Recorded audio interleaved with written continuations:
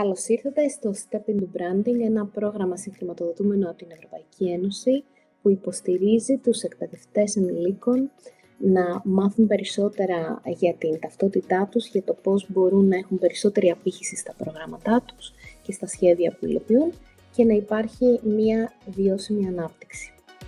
Καλωσορίζουμε τον Παναγιώτη Μαμουζάκη από τις ροές Κοοπερατίβα. Παναγιώτη, μπορείς να μας συστήσεις τον εαυτό σου και να μας πεις κάποια πράγματα για τον οργανισμό? Ωραία.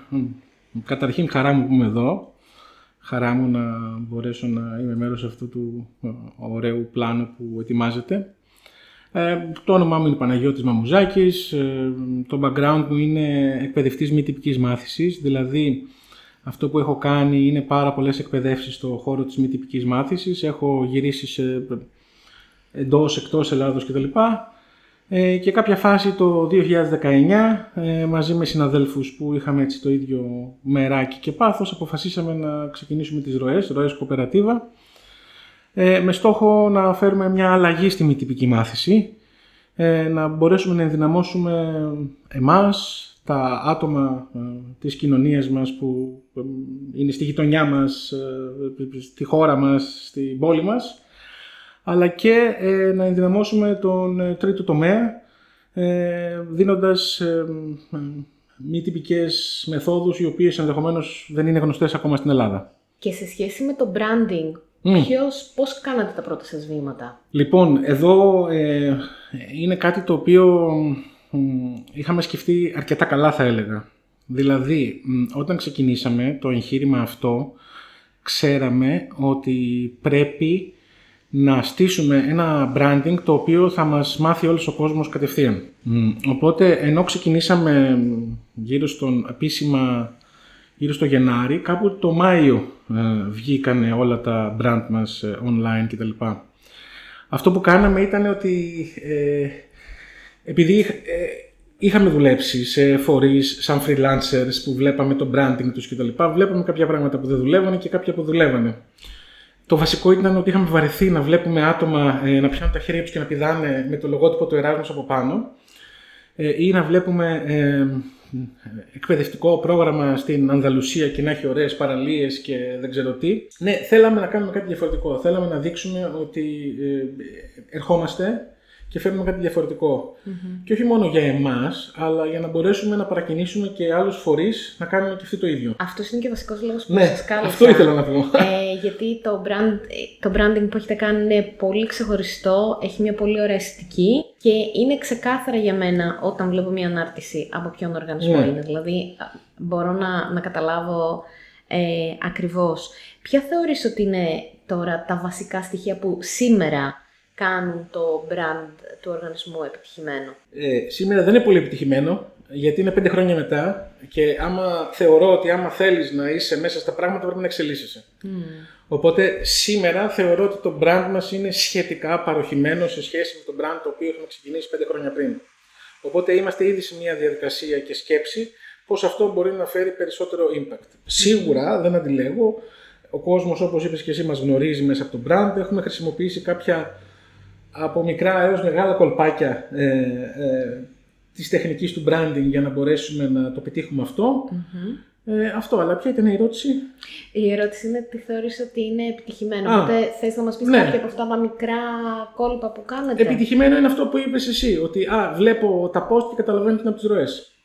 Για μένα το branding είναι ότι συνεχίζεις να υπάρχεις ακόμα και αν δεν είσαι εσύ μπροστά, αλλά είναι το μήνυμά σου.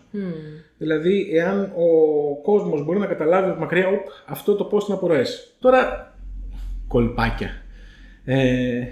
Γραμματοσυρές συγκεκριμένες, συγκεκριμένο είδους templates σε post. Έχουμε ένα ολόκληρο brand book επί της ουσίας που μας λέει πώς να χρησιμοποιούμε το brand μας, με τι τόνο γλώσσας, με τι templates στα κείμενα κτλ. Επίσης έχουμε δημιουργήσει 2 marketing personas. Οπότε όταν γράφουμε ένα post, έχουμε στο μυαλό μας 2 συγκεκριμένα άτομα. Έχουμε ορίσει τη Δήμητρα και τον Dave. Η Δήμητρα είναι Ελληνίδα, γύρω στα 24, ψάχνεται λίγο με τη ζωή της τι θα κάνει κτλ. Έχουμε συγκεκριμένο προφίλ το οποίο το βγάλαμε μέσα από μια έρευνα ποιο είναι το κοινό μας ή ποιο θα θέλαμε να είναι το κοινό μας. Και ο Dave αντίστοιχα, ποιος είναι ο partner μας από το εξωτερικό που θέλουμε να επικοινωνήσουμε το μήνυμά μας για αυτό που κάνουμε. Οπότε κάθε φορά που γράφουμε ένα κείμενο δεν σκεφτόμαστε πού απευθύνεται αυτό το κείμενο, τι γλώσσα να χρησιμοποιήσω, αλλά βάζουμε στο μυαλό μας τη Δήμητρα και τον Dave και λέμε θα γράψω ένα μήνυμα προς τη Δήμητρα, προς τον Dave και αυτό κάνει και πιο εύκολο τον τρόπο να γραφτεί το κείμενο, αλλά μας βοηθάει κιόλας να σκεφτόμαστε αυτό το visual, θα το καταλάβει, θα κολλήσει, έχει νόημα αυτό που λέμε. Αυτό. Οπότε όταν κάνετε μια ανάρτηση στοχεύετε και στους δύο ταυτόχρονα ή είναι κάποιες αναρτήσεις που είναι για τη Δήμητρα? Πολύ ωραία ερώτηση. Ναι. Όχι. Συγκεκριμένα η στρατηγική μας είναι ότι στα περισσότερα προσπαθούμε να έχουμε και τους δύο, για να μας καταλαβαίνει ο κόσμος ή να βλέπει ο Dave που λέμε τι μαθαίνει η Δήμητρα, αλλά πολλές φορές έχουμε και κάποια που είναι focused μόνο στο Dave και κυρίως είναι αυτά τα οποία ανεβάζουμε και στο LinkedIn. Οπότε η στρατηγική μας έχει να κάνει στο Facebook και τους δύο, στο Instagram μόνο τη Δήμητρα και στο LinkedIn τον Dave. Γιατί αυτό που αναφέρεις είναι ένα από τα προβλήματα που έχουμε και εμείς στη Hellenic Youth Participation, που μερικές φορές δεν ξέρουμε ούτε και σε ποια γλώσσα να χρησιμοποιήσουμε, έτσι ώστε να μπορεί να καταλάβει και η δική μας περσόνα που είναι στο εξωτερικό, έτσι ώστε να μπορεί να μας επιλέξει σαν εταίρους σε κάποιο πρόγραμμα. Και επίσης εμείς σκεφτόμαστε και, που θα το σκέφτεστε και εσείς σίγουρα, και τους χορηγούς ή τα σώματα τα οποία συγχρηματοδοτούν τις δράσεις, γιατί και αυτοί έχουν ένα πολύ συγκεκριμένο προφίλ και απαιτήσεις, που είναι από τα πράγματα που δυσκολεύουν την παραγωγή υλικού. Ένα από τα μεγαλύτερα challenges για μένα, το οποίο δεν θεωρώ ότι το έχουμε πετύχει ακόμα και τώρα ακόμα το δουλεύουμε, είναι πώς μπορούμε θα το πω απλά, να εκλαϊκεύσουμε τη γλώσσα των επιδοτήσεων. Δεν μπορούμε να χρησιμοποιούμε τη σκληρή γλώσσα που χρησιμοποιούμε όταν κάνουμε μια επιδότηση για να κάνουμε reach out τα άτομα τα οποία θέλουμε να γίνουν μέρος αυτής της επιδότησης. Οπότε, επί της ουσίας, κάνουμε μια μετάφραση προς αυτή την περσόνα για να μπορέσει να καταλάβει αυτή η περσόνα γιατί μιλάμε. Ναι. Αυτό είναι ένα πολύ σημαντικό tip. Έχετε δοκιμάσει κάτι το οποίο δεν λειτουργήσε? Κάτι που φαίνονταν καλά θεωρητικά, ίσως λειτουργεί καλά σε άλλους, αλλά σε εσάς δεν έχει λειτουργήσει? Λειτουργήσει για ποιον είναι η ερώτηση? Για εμάς ή για το κοινό μας? Θα έλεγα και για τα δύο. Ναι, γιατί εμείς ας πούμε στην προσπάθειά μας να χτίσουμε κάτι, κάποιες φορές το κάνουμε πάρα πολύ δύσκολο για εμάς και έχουμε δυσκολευτεί να κρατήσουμε το consistency που λέμε στα ελληνικά αυτής της προσπάθειας, οπότε κάπως κάποια πράγματα χαλάνε στον δρόμο. Έχουμε προσπαθήσει ας πούμε να μην τα κάνουμε όλα σε εργαλεία, design κτλ, αλλά να χρησιμοποιούμε εργαλεία όπως το Canva, το οποίο μπορεί να χειριστεί σχεδόν από όλα τα άτομα. Οπότε έχουμε κάνει κάποια που δουλεύουν, αλλά υπάρχουν και κάποια που δεν δουλεύουν, όπως διαλύονται για παράδειγμα τα templates. Πράγματα που δεν δουλεύουν, πολλές φορές έχει τύχει να χρησιμοποιήσουμε και να χτίσουμε brands για κάποιο project, αλλά αυτά να μην χρησιμοποιούνται. Αποτυχίες, άμα θέλεις, πολλές έχουμε, δηλαδή να βγάλω το χαρτί μου εδώ πέρα να τις δούμε, αλλά μπορώ να πω ότι στο επίπεδο του branding, μερικές φορές όταν κάνεις λιγότερα πράγματα με νόημα έχεις μεγαλύτερο impact. Και αυτό που πρέπει να ακούμε εμείς πρώτα όταν κάνουμε τη διαδικασία branding ή rebranding. Ναι. Σε αυτά που έχουμε δει εμείς να λειτουργούν πολύ καλά, είναι και το υλικό το οποίο είναι στην πιο ομή μορφή. Δηλαδή πολλές φωτογραφίες οι οποίες είναι απλά είμαστε κάπου και βγάζουμε μια φωτογραφία, μπορεί να φτάσει 10.000 views, ενώ κάτι που είναι πολύ όμορφο, έχεις επενδύσει και χρόνο να το φτιάξεις, να έχει πολύ λιγότερο από 1.000. Να σου πω τη στρατηγική μας αυτό. Μέσα στα brand guideline μας περιγράφουμε τι είδους φωτογραφίες μας αρέσουν, όχι εμάς, αλλά αρέσουν στις περσόνες μας. Προσπαθούμε να αποφεύγουμε στημένες φωτογραφίες, αγκαλίτσα, περάσαμε ωραία με τη σημαία μας και αυτό το κομμάτι, αλλά προσπαθούμε να έχουμε φωτογραφίες που δείχνουν κάποια πράξη, κάτι να γίνεται. Αυτές έχουμε δει ότι έχουν παραπάνω, πάλι στα ελληνικά, engagement. Ναι. Απήχηση. Ωραία, ναι. Ναι. Απλά επειδή συνήθως και το Canva είναι και από τα εργαλεία τα οποία πια χρησιμοποιούνται πάρα πολύ. Ναι.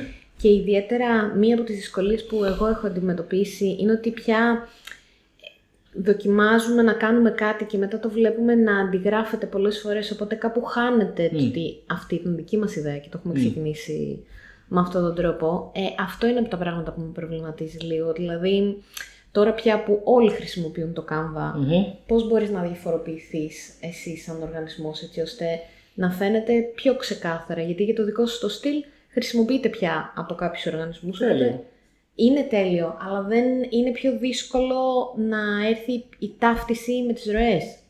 Κοίτα, να σου πω για αρχή ότι για μένα το γεγονός ότι αντιγράφεται είναι εξαιρετικό. Είναι εξαιρετικό και άμα θέλετε να το αντιγράψετε, ελάτε να σας πω και πώς το κάνουμε, να σας δώσουμε και το brand book και τη στρατηγική μας, να πάτε να τη χτίσετε, γιατί εμείς δεν είμαστε ανταγωνιστές, είμαστε συνοδοιπόροι μέσα στον τρίτο τομέα, έτσι. Οπότε είναι τέλειο, πραγματικά, δηλαδή όποιος θέλει, πραγματικά μπορείτε να με βρείτε, ξέρετε πού και τέτοια, πάμε να το κάνουμε. Από εκεί και πέρα όμως, θεωρώ ότι είναι υπέροχο αυτό το πράγμα, ότι σταματάμε πια αυτές τις φωτογραφίες με τους ανθρώπους που πηδάνε και βάζουμε κάποια άλλη φωτογραφία, βάζουμε μια λεζάντα, βάζουμε μια φάσα, βάζουμε κάποιο χρώμα και δημιουργούμε ένα brand, γιατί αυτό δείχνει και δίνει αναγνωρισιμότητα. Οπότε για μένα είναι υπέροχο αυτό. Τώρα, πώς θα ξεχωρίσεις μέσα σε αυτό, γίνεται. Γιατί καλός ή κακός έχει να κάνει και λίγο με την αισθητική. Δηλαδή, εγώ έχω δει brandings με Canva, πώς το λένε, υπερπαραγωγές, τα οποία αισθητικά εμένα πονάνε τα μάτια μου. Ναι. Και λέω ότι κάτι πρέπει, μιλήστε με ένα designer, είναι ωραίο αυτό που κάνετε πολλή δουλειά, αλλά μιλήστε με ένα designer, μην μπουκώνετε τα σχέδιά σας τόσο πολύ, δώστε λίγο αέρα, μάθετε graphic design 101 ή άμα δεν έχετε, συμβουλευτείτε. Ούτε εγώ είμαι expert, έτσι, δεν μπορώ να πω, και εμένα, και εγώ μαθαίνω, και εγώ έχω μέντορες στο design, ρωτάω, δίνω αυτό ή αυτό.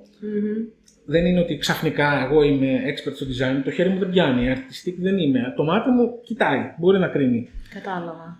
Οπότε εσύ θεωρείς ότι είναι καλή ιδέα να υπάρχει και κάποια συμβουλευτική με κάποιο γραφίστα, γραφίστρια, η οποία μπορεί να δώσει συμβουλές. Ναι, και όχι μόνο έναν, με παραπάνω. Okay. Δηλαδή, δεν είναι τυχαίο, πολλοί βγαίνουν, αυτό γίνεται και για engagement, βγαίνουν αυτό ή αυτό το logo, αυτό ή αυτό προτιμάτε κτλ. Είναι αλλά ρωτήστε την ομάδα στόχου σας. Ποιος σας αρέσει πιο πολύ, πόσο ταυτίζετε με αυτό, αυτό το κείμενο σας λέει κάτι ή αυτό σας λέει κάτι παραπάνω. Εσείς έχετε κάποια συγκεκριμένη προσέγγιση με το πώς ρωτάτε το κοινό, δηλαδή το κάνετε κάπως οργανωμένα ή βγαίνει λίγο στη ροή, έχω αυτή την ανάγκη, ρωτάω κάποια άτομα? Πρώτα ρωτάμε εμάς, εσωτερικά, έτσι. Δηλαδή, πώς σας φαίνεται αυτό, δώστε feedback, δώστε το ένα, δώστε το άλλο. Μετά ρωτάμε φίλους μας.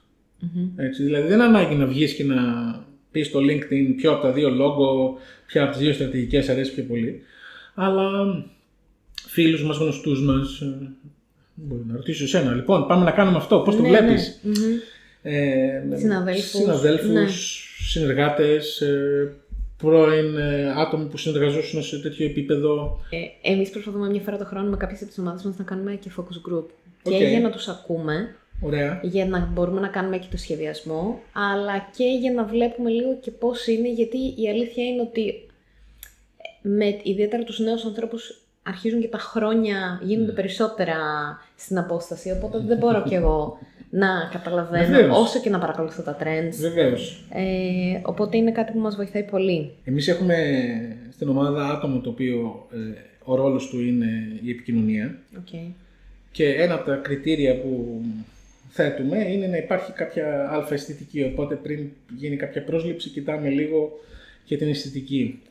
Οπότε ξέρουμε ότι έχουμε και ένα άτομο το οποίο έχει κάποια αλφα αισθητική και κάπως είναι πολλές φορές που λέω και μου λένε ναι, αλλά άστο λίγο, δες το. Και βλέπω ότι αλλάζει το design, αλλάζει. Οπότε και εγώ από το να γίνω, ξέρεις, αυτός που ο γέρος που έχει μια άποψη για το τέτοιο, ας ακούσουμε και τα νέα παιδιά τι έχουν να πούνε, ας ακούσουμε να δούμε τι αλλαγές έχουν να φέρουν.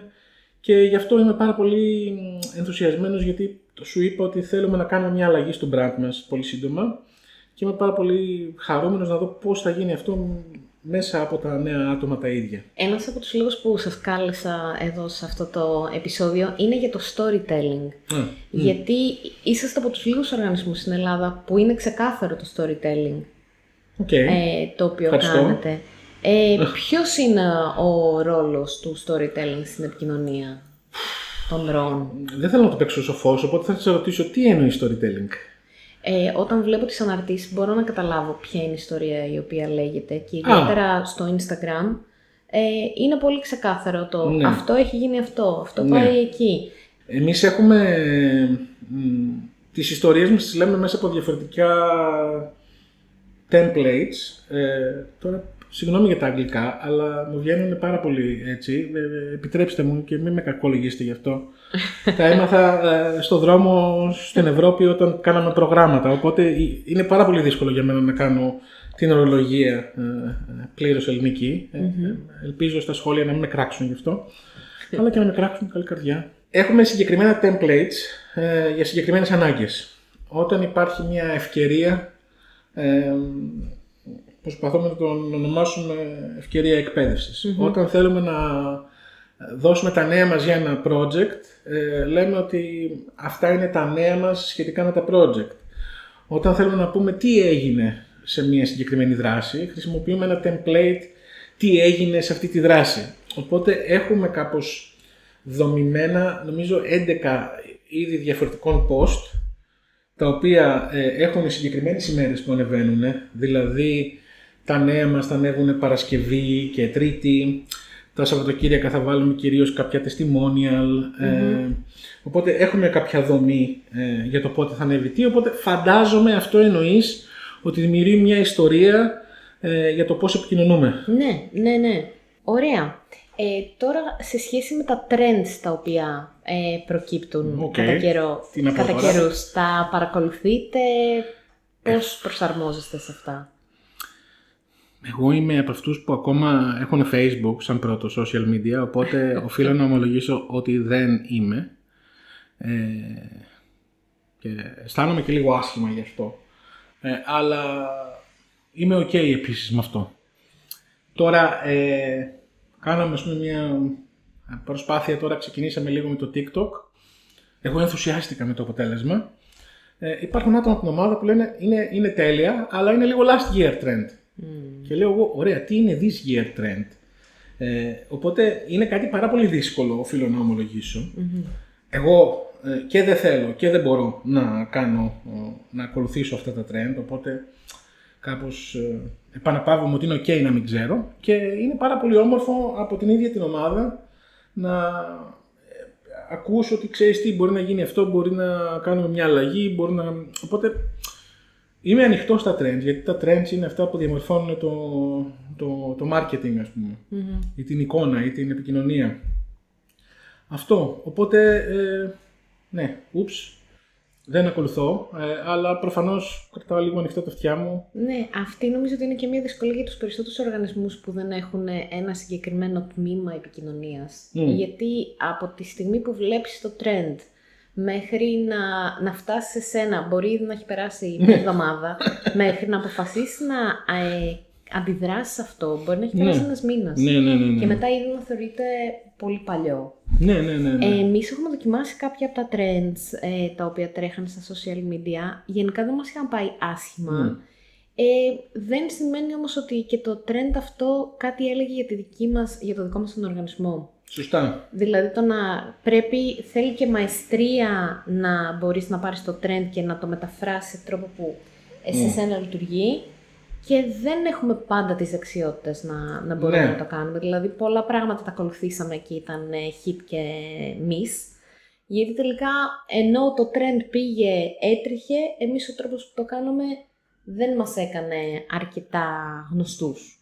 Υπάρχουν trends τα οποία που και που τα πιάνουμε για να κάνουμε μικρά επικοινωνιακά παιχνιδάκια. Δηλαδή, κάποτε υπήρχε ο Σκορπιός είναι για σένα παμ και λέγαμε οι ροές είναι για σένα παμ. Τέτοια μικρά τα πιάνουμε και μας αρέσει να τις πάμε. Ναι. Παρ' όλα αυτά, από την αρχή κιόλας που ξεκινήσαμε, η βασική μας ανάγκη ήταν να σπάσουμε τον τέταρτο τοίχο, όπως λέγεται στον κινηματογράφο, να μιλήσουμε πιο απευθείας με το κοινό μας. Οπότε στα περισσότερα μας post προσπαθούμε, δεν είναι πολύ επιτυχημένο, οπότε άμα πάτε και κοιτάξετε δεν είναι πολύ επιτυχημένο, προσπαθούμε να βάλουμε κάποιες αγγείλες στο τέλος για να βάλουμε και ένα προσωπικό τόνο. Γιατί είναι σημαντικό για μας αυτό. Πολύ ωραία. Δεν είναι εύκολο αυτό πάρα πολύ να κρατηθεί και να συντηρηθεί, αλλά είναι πολύ σημαντικό κάπως να σπάς λίγο την βαριά επικοινωνία η οποία έχουμε συνηθίσει να μας ανακοινώνουν τα νέα στα social media, λέγοντας κάτι προσωπικό, κάνοντας ένα μικρό αστείο, κάνοντας τέτοιες μικρές κινήσεις για να φέρουμε πιο κοντά σε εμάς την περσόνα μας και κατ' επέκταση την ομάδα στόχου μας. Ναι. Και αυτό είναι μια ακόμα από τις δυσκολίες, γιατί πολλά πράγματα όταν πρέπει να τα ανακοινώσεις είναι και με μια τυπική γλώσσα που δεν μπορείς να την αλλάξει πάρα πολύ. Όσο και ζεστή και σύγχρονη να πρέπει να την κάνεις, δυσκολεύει πολύ. Αλλά μπορείς να πεις ότι υπάρχει το τάδε πρόγραμμα και στο τέλος να πεις έχουμε συνεργαστεί με το φορέα αυτό άλλες 15 φορές, 15 χρόνια, μπορούμε να πούμε ότι άμα πας εκεί θα περάσεις σούπερ. Τέλεια. Ακόμα και αυτό σπάει λίγο την μονοτονία της επίσημης επικοινωνίας. Ναι. Μου αρέσει, ίσως το δοκιμάσουμε κι εμείς. Ναι. Να σου πω τι να μην κάνετε. Για πες μας. Να μην το βάλετε κονσέρβα. Γιατί δυστυχώς εμάς δεν πάει πάρα πολύ καλά. Και ήδη σκέφτομαι να δω πώς μπορούμε να το αλλάξουμε. Γιατί η επικοινωνία είναι πάρα πολύ δύσκολο κομμάτι, η αλήθεια είναι. Δεν είναι εύκολο, αλλά εάν υπάρχει μια συγκεκριμένη δομή, μπορεί ίσως να επιτευχθεί. Γιατί αν έρχεται σήμερα ένα άτομο να γράψει ένα post για ένα φορέα που συνεργάζεται 15 χρόνια, αλλά το άτομο έχει έρθει σήμερα, δεν μπορεί να πει ότι συνεργαζόμαστε 15 χρόνια με αυτό το φορέα. Πρέπει να ρωτήσει εσένα για να πάει αυτό το κομμάτι τέλος πάντων εκεί. Γι' αυτό είναι πάρα πολύ δύσκολο. Ωραία. Έχετε χρησιμοποιήσει podcast ή κάποιες άλλες μορφές digital media? Έχουμε κάνει vidcast, είτε διαζώσεις είτε online, τα οποία θεωρώ ότι είναι πάρα πολύ χρήσιμα εργαλεία, ειδικά σε πλαίσια προγραμμάτων, όταν είναι να κάνεις μια εκπαίδευση, άμα την κάνεις online ή σε επίπεδο vidcast είτε την βιντεοσκοπήσεις, είναι πάρα πολύ όμορφο γιατί μένουν εκεί πέρα και μπορούν να χρησιμοποιηθούν σαν μια βιβλιοθήκη μάθησης και για το μέλλον. Και πολλές φορές μου γυρίζουν πίσω, με ρωτάνε κάτι και λέω: ωραία, πήγαινε, βρες αυτό το βίντεο και διάβασε. Οπότε πιστεύω ότι είναι πάρα πολύ ισχυρό εργαλείο το βίντεο. Και γενικά εγώ προσωπικά έχω μια πολύ μεγάλη έμφαση με το βίντεο, γιατί από τη μη τυπική εκπαίδευση το μόνο που έχω κρατήσει ακόμα και κάνω σαν εκπαιδευτής είναι video making προγράμματα για άτομα που θέλουν να δημιουργήσουν κοινωνικό αντίκτυπο μέσα από το βίντεο. Οπότε καταλαβαίνω full την ανάγκη. Ναι. Τα trends είναι άλλο θέμα. Ναι. Χρησιμοποιείτε τεχνητή νοημοσύνη? Ανοίγεις πολύ μεγάλο κεφάλαιο εδώ. Να πω ότι η τεχνητή νοημοσύνη είναι σαν ένα μαχαίρι. Οπότε είτε μπορείς να κάνεις ένα φανταστικό φαγητό, να το κόψεις τέλεια κτλ. Είτε να δημιουργήσεις αντίκτυπο ο οποίος θα είναι εναντίον του brand σου, εναντίον οτιδήποτε. Θεωρώ, σαν ένας άνθρωπος που γεννήθηκα μέσα στην τεχνολογία ηλικιακά και ξεκίνησα χωρίς ψηφιακό κόσμο και ενηλικιώθηκα με ψηφιακό κόσμο, ότι η τεχνολογία πρέπει να τη χρησιμοποιούμε, αλλά πρέπει να τη χρησιμοποιούμε με βιώσιμο τρόπο. Οπότε, έχοντας αυτό το mindset στο μυαλό μου, από την πρώτη στιγμή που βγήκε η τεχνητή νοημοσύνη, νομίζω ήταν Δεκέμβριος του 2022, Το πρώτο πράγμα που ρώτησα το ChatGPT ήταν για το branding, δεν κάνω πλάκα, γιατί είχα σκεφτεί μια ιδέα και πώς μπορεί να γίνει. Οπότε η πρώτη ερώτηση που ρώτησα ποτέ ήταν αυτό. Στις ημέρες μας, 3 χρόνια μετά που έχει βγει η τεχνητή νοημοσύνη, πλέον είναι ξεκάθαρο ποιος χρησιμοποιεί τεχνητή νοημοσύνη και ποιος όχι. Και αυτό για μένα δείχνει ότι αυτός που φαίνεται ότι χρησιμοποιεί τεχνητή νοημοσύνη δεν ξέρει να χρησιμοποιεί τεχνητή νοημοσύνη. Οπότε εμείς χρησιμοποιούμε σε ένα επίπεδο το οποίο είναι και ελεγχόμενοι από εμάς όσον αφορά, από εμάς, όχι από εμένα, τα αποτελέσματά της, αλλά και καθοδηγούμενοι προς τον τρόπο τον οποίο θέλουμε να επικοινωνήσουμε εμείς. Δηλαδή η τεχνητή νοημοσύνη δεν ανοίγουμε το ChatGPT, γράψαμε ένα post γι' αυτό, αλλά έχουμε δώσει ότι αυτές είναι οι personas μας. Αυτά είναι τα template μας. Αυτά είναι το μήνυμα που θέλουμε να επικοινωνήσουμε. Βάλτε μαζί, μετά προφανώς τα περνάμε από πάνω, κάνουμε ένα review της όλης υπόθεσης και μετά μόνο βγαίνει προς τα έξω. Αλλά εν γέννη, μια συμβουλή, άμα δεν ξέρετε πώς να το χρησιμοποιήσετε, μην το χρησιμοποιήσετε. Εσείς ξέρω δεν χρησιμοποιείτε και είναι ξεκάθαρο, φαίνεται. Υπάρχουν όμως φορείς που το χρησιμοποιούν και κάπως χτυπάει άσχημα. Όπως επίσης βέβαια προφανώς και τα άτομα τα οποία μας προσεγγίζουν με τεχνητή νοημοσύνη. Δηλαδή εχθές πήρα ένα email που έλεγε κάτι φανταστικό και μετά έλεγε insert date, insert duration και λέω ναι, ok, νομίζω δεν είναι... Σε παρακαλώ ξαναγράψε το email σου με λίγο πιο προσωπικό τόνο.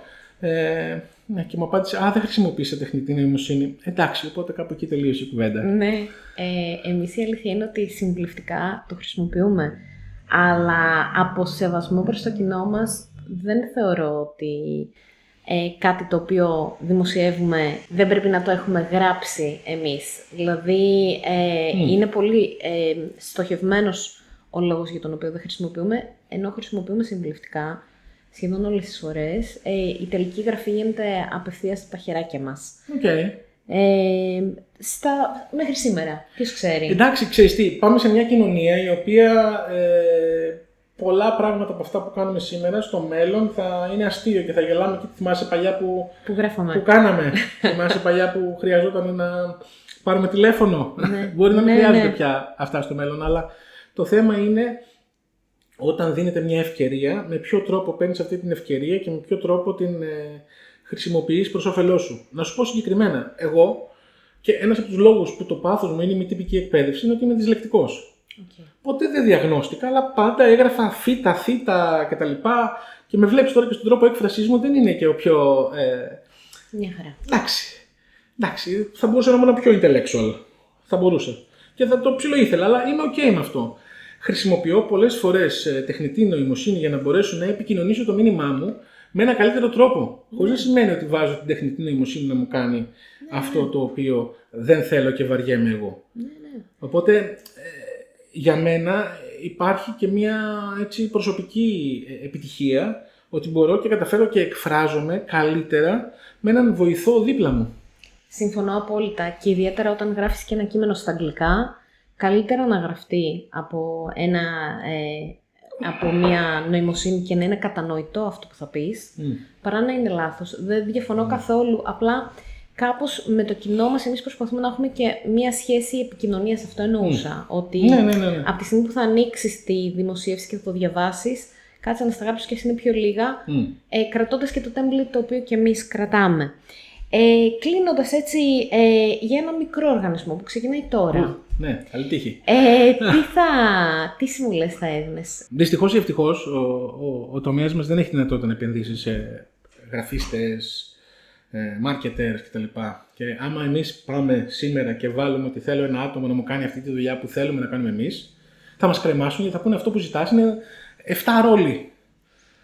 Πόσο μάλλον που στο δικό μας χώρο δεν κάνουμε μόνο επικοινωνία, κάνουμε και διαχείριση ανθρώπων, διαχείριση έργων, διαχείριση του φορέα του ίδιου. Οπότε είναι πάρα πολύ δύσκολο και έχουμε πάρα πολύ λίγα resources για να πετύχουμε αυτό το πράγμα.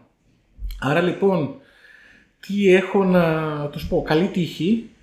έχω να τους πω ότι άμα δεν έχετε τα χρήματα να αφιερώσετε και να επενδύσετε σε αυτό, βρείτε άλλους φορείς που το έχουν κάνει, ελάτε να μιλήσουμε, να σας δώσουμε τα δικά μας, πάρτε το, αντιγράψτε το, κάντε το καλύτερο, καλή τύχη, γιατί και εμείς δεν είμαστε σε ένα επίπεδο ανταγωνισμού και εμείς εδώ πέρα είμαστε σήμερα και μιλάμε, γιατί υποθετικά εμείς θα πρέπει να είμαστε ανταγωνιστές και να είμαστε έτσι και να μην μιλιόμαστε. Όχι. Οπότε θεωρώ ότι πρέπει να ψάξουμε να δούμε επιτυχημένα παραδείγματα, να ψαχτούμε λίγο, να πάρουμε feedback για αυτό που θέλουμε να κάνουμε και να προσπαθήσουμε να είμαστε μοναδικοί πίσω από το λογότυπο, που με λογότυπο δεν εννοώ μόνο το logo, αλλά αυτό που συμβολίζει το όνομα, τα χρώματα, η γραμματοσυρά, και για να μην πέσετε στο τρυπάκι, βρείτε, όπως είπες εσύ, storytelling, 5 είδη διαφορετικά post που χρειάζεστε. Πείτε ότι Δευτέρα ποστάρουμε αυτά, Πέμπτη αυτά, Παρασκευή αυτά. Φτιάξτε ένα πλάνο, ρωτήστε το ChatGPT για το πλάνο σας και αυτό μπορεί να σας δώσει feedback. Πείτε πώς το κάνουν οι μεγάλες εταιρείες. Εγώ δεν είμαι μεγάλη εταιρεία, αλλά δεν έχω τα χρήματα να κάνω αυτό που κάνουν οι μεγάλες εταιρείες. Χρησιμοποιήστε αυτά που έχετε τριγύρω σας, αλλά ρωτήστε, δηλαδή πραγματικά δεν θα αντέξω να δω έναν άλλο φορέα με χέρια ψηλά να πηδάμε με τα ίδια άτομα που τώρα λογικά θα έχουν πάρει σύνταξη από εκείνη τη φωτογραφία του Εράσμους, σαν banner σελίδας ή αυτά τα 4 χέρια όλοι μαζί και δηλαδή πραγματικά, πραγματικά, δηλαδή ελάτε σε εμάς που έχουμε τα προγράμματα που βοηθάμε στο branding, εσείς αυτό κάνετε μέσα από αυτό το πρόγραμμα, ας χτυπήσουν την πόρτα σας να τους πείτε. Ναι, συμφωνώ απόλυτα. Ευχαριστούμε πάρα πολύ για το χρόνο σου. Εγώ ευχαριστώ, είναι χαρά μου να μιλάω. Αυτή ήταν και η δουλειά μου, να βγαίνω να μιλάω στον κόσμο. Οπότε είμαι πολύ χαρούμενος όταν μπορώ και έχω αυτές τις δυνατότητες. Δεν με καλούν συχνά. Οπότε σε ευχαριστώ που γέμισες έτσι για 1 μήνα, 2 την ψυχή μου, έτσι να μπορέσω να πω τα δικά μου. Ευχαριστώ. Πού μπορούμε να βρούμε τις ροές? Στο ίντερνετ, στο Facebook, στο Instagram, στο LinkedIn. Τώρα κάτι λίγο στο TikTok. Και τα γραφεία σας που είναι? Είμαστε στον Άγιο Νικόλαο, Λεωφόρος Ιωνίας 97-99. Εκεί είναι σαν co-working space είμαστε, αλλά το αλλάζουμε όταν έχουμε δράσεις και δραστηριότητες, οπότε μπορούμε να κάνουμε και διάφορα workshops, παρουσιάσεις. Γενικά, ναι, αλλά μας αρέσουν οι εκπλήξεις, αλλά άμα είναι να έρθετε πάρτε μας ένα τηλέφωνο, στείλτε μας ένα mail. Είναι οι εκπλήξεις που ξέρουμε είναι πάντα οι καλύτερες. Τέλεια. Ευχαριστούμε πάρα πολύ. Εγώ ευχαριστώ.